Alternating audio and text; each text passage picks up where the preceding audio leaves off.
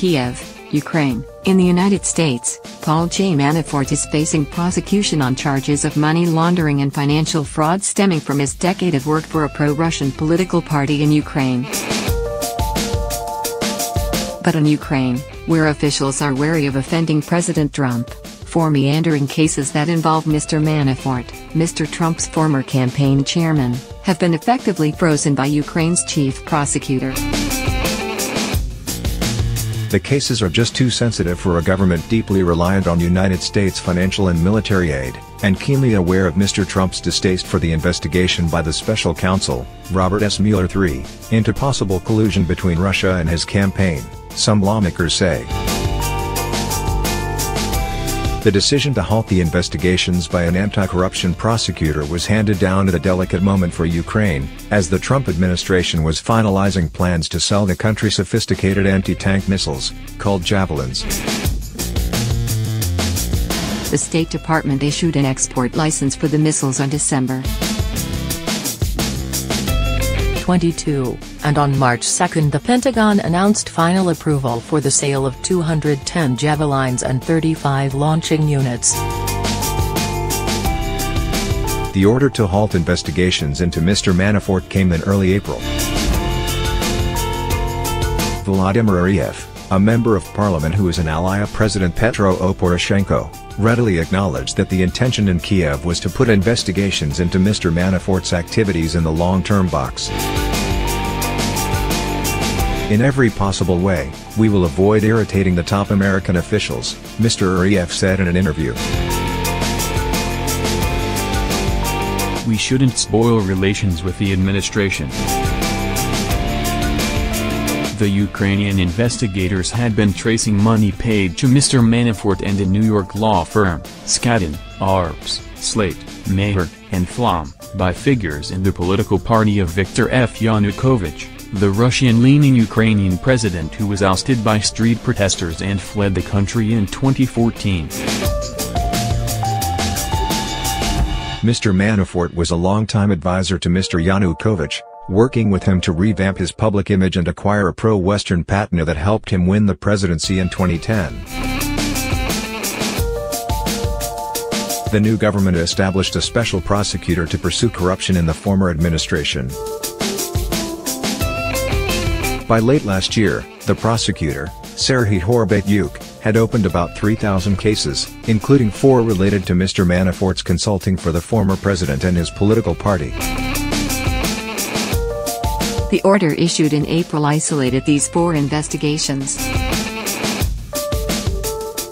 The cases were not closed, the Prosecutor General's office said in a statement, but the order blocked Mr. Horbatyuk from issuing subpoenas for evidence or interviewing witnesses.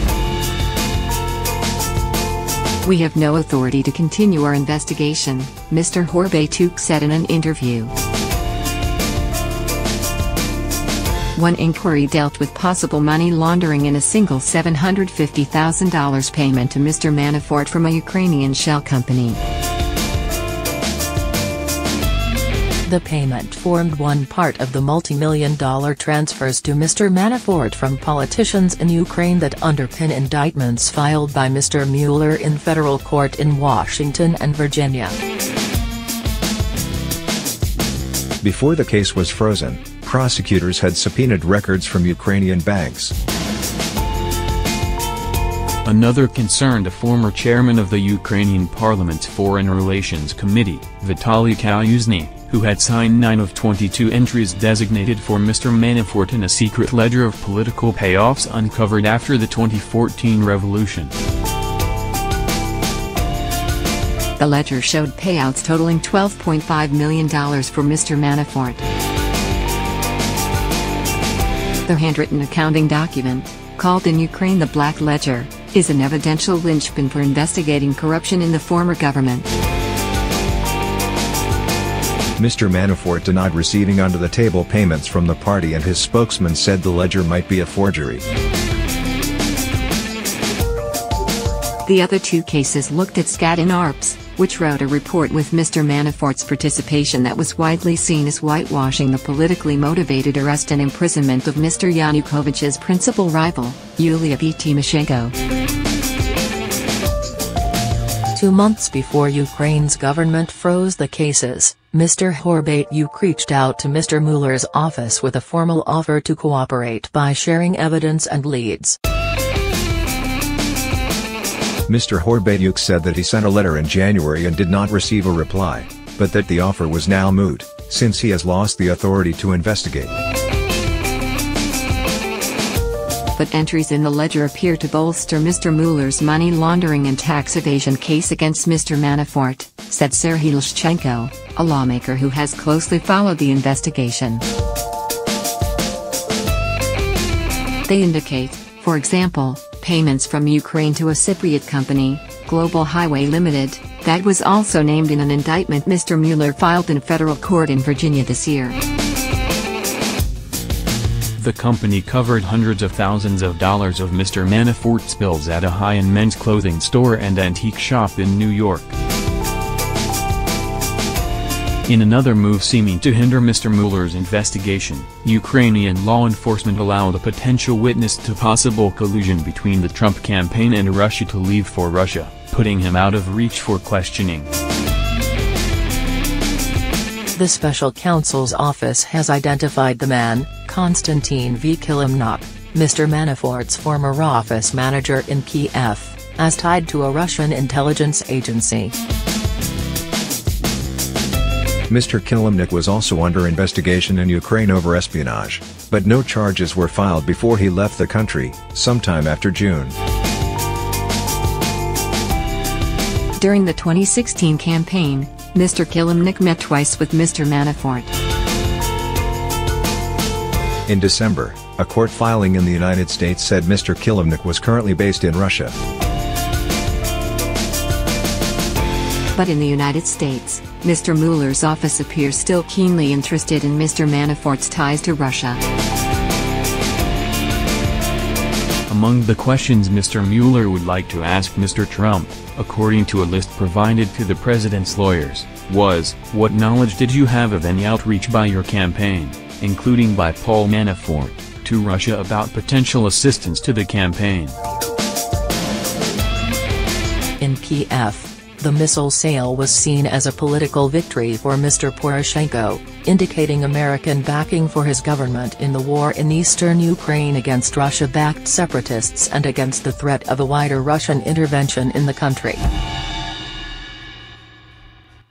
After Ukraine announced on April 30 that it had received the missiles, Mr. Poroshenko posted on Facebook that the long-awaited weapon arrived in the Ukrainian army. Apart from the missiles, the Ukrainian government is propped up with about $600 million in bilateral aid from the United States annually. Mr. Poroshenko's office did not respond to a request for comment on Tuesday. David Saakashvili, a former deputy prosecutor general who is now in the political opposition, said he did not believe that the general prosecutor had coordinated with anybody in the United States on the decision to suspend the investigations in Ukraine, or that there had been a quid pro quo for the missile sale. Ukrainian politicians, he said, concluded on their own that any help prosecuting Mr. Manafort could bring down Mr. Trump's wrath. Can you imagine, Mr. Saakashvili said, that Trump writes on Twitter, the United States isn't going to support any corrupt post-Soviet leaders, including in Ukraine. That would be the end of him. Last summer, another member of parliament, Andrei L. initiated an investigation into leaks to the news media about Mr. Manafort's dealings from Ukrainian law enforcement, saying they put at risk vital American aid to Ukraine. He has openly opposed any Ukrainian role in aiding the special counsel's investigation. Ukraine, Mr. Dirks said in an interview, would be taking grave risks if it assisted in what he called a politicized investigation in the United States. In Ukraine, he said, everybody is afraid of this case.